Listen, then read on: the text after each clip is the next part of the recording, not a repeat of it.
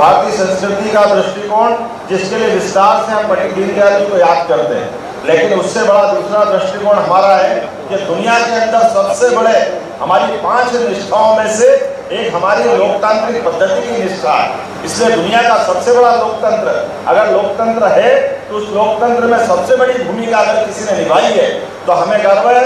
Bharatiya Janata party और हमारी पुरानी संस्था जनसंघ के जमाने से चली आई, इसके कारण से दुनिया में लोकतंत्र बचा है। आप अंदाज लगा लो 1977 के उस पहले वाले संघर्ष में अगर जनसंघ ने अपने अस्तित्व को मिटाकर भी हमको लोकतंत्र का सूर्य का दर्शन कराया, तो ये हमारे स्वर्गीय अटल बिहारी वाजपेयी से लेके सभी नेतृत्व के लिए जोरदार ताली बजा, जिन्होंने कुछ कांग्रेस के कुशासन के खिलाफ अपनी महती भूमिका अदा की, और उसके परिणाम से आज ये वर्तमान का लोकतंत्र जिंदा है। कांग्रेस किस मुंह से लोकतंत्र की बात करेगी? कांग्रेस ने सदैव झूठ बोला, चालाकियां की, देश के साथ इतने प्रकार के अलग अलग प्रकार के उनके व्यवहार है कि हर बार लगता है कि कांग्रेस को तो महात्मा गांधी जी ने सही कहा था कि कांग्रेस को आजादी के बाद राजनीतिक दल के नाते से यात्रा नहीं करना चाहिए, लेकिन छोटे स्वार्थ के कारण से कांग्रेस के उस समय के नेतृत्व में भी इस बात को, महात्मा गांधी जी की बात को नहीं माना था। कोई बात नहीं, ये आज भी सुधरने को तैयार नहीं, लेकिन मुझे इस बात की प्रसन्नता है आपको और हम मिल करके अपना काम करेंगे। इसी के कारण से हमारी लाइन लंबी करना, इसलिए दुनिया की सबसे बड़ी पार्टी अगर कोई है तो भारतीय जनता पार्टी है। हमें इस बात का गर्व है, पूरी दुनिया आपकी तरफ आंखों भरी निगाह से आपको देख रही है, और न केवल दुनिया बल्कि तीसरी बार यशस्वी प्रधानमंत्री के नेतृत्व में जोरदार अभिनंदन करें माननीय नरेंद्र मोदी जी का, जिनके कारण से दुनिया का सबसे बड़ा लोकतंत्र गौरवान्वित हो रहा है। और हम और आपका सीना क्या 56 इंच का होता है जब हमारे देश का प्रधानमंत्री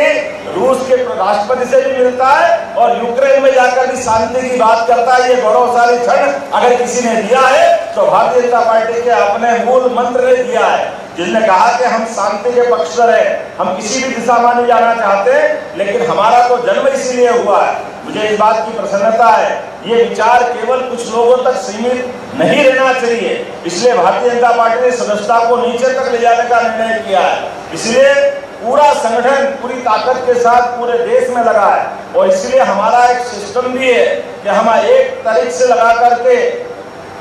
अभी अपने सारे पूरे कार्यक्रम में पूरे अपनी सारी ताकत को लगाएंगे। तो आज अलग अलग मोर्चा प्रकोष्ठ हम अलग अलग श्रेणियों के भले हो सकते हैं, लेकिन सामूहिक रूप से हर एक कोई मोर्चा, हर एक कोई प्रकोष्ठ एक साथ काम करेगा। भले हम चिकित्सा प्रकोष्ठ में हो सकते हैं, लेकिन अभी पार्टी की लाइन सामूहिक रूप से रहने वाली है। जब आपकी श्रेणी आएगी तब उस समय देखेंगे, आप युवाओं की बात करते तो उसमें युवाओं की देखेंगे, लेकिन अभी सामूहिक रूप से हम सदस्यता की अगर बात करना चाह रहे हैं तो सामूहिक रूप से हमको सदस्यता में एक साथ एक ताकत के साथ लगेंगे, और यही हमारी बात का हल है। मैं आज के इस अवसर पर सदस्यता को लेकर के हमारा नेतृत्व तो विस्तार से आपसे बात करेगा, लेकिन मन में कुछ समय आपसे मिलने का, बात करने का था, इसलिए मैंने तय कार्यक्रम मेरा ग्वालियर वाला कल था, उसको बदल करके हमने कहा अपने पूरे प्रदेश के मोर्चे प्रकोष्ठ के लोग आ रहे हैं तो उनके बीच जरूर समय निकालना चाहिए, और सदस्यता के बाद सरकार के माध्यम से आपके अलग अलग मोर्चे प्रकोष्ठ के हिसाब से कौन कौन सी योजना हो सकती है,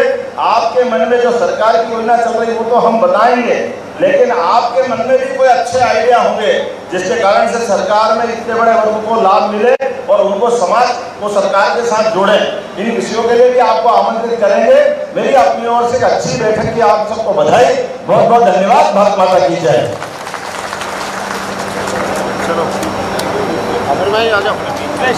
बहुत बहुत धन्यवाद माननीय मुख्यमंत्री जी डॉक्टर मोहन यादव जी। आप सब कार्यकर्ताओं के लिए सूचना है कि आज माननीय मुख्यमंत्री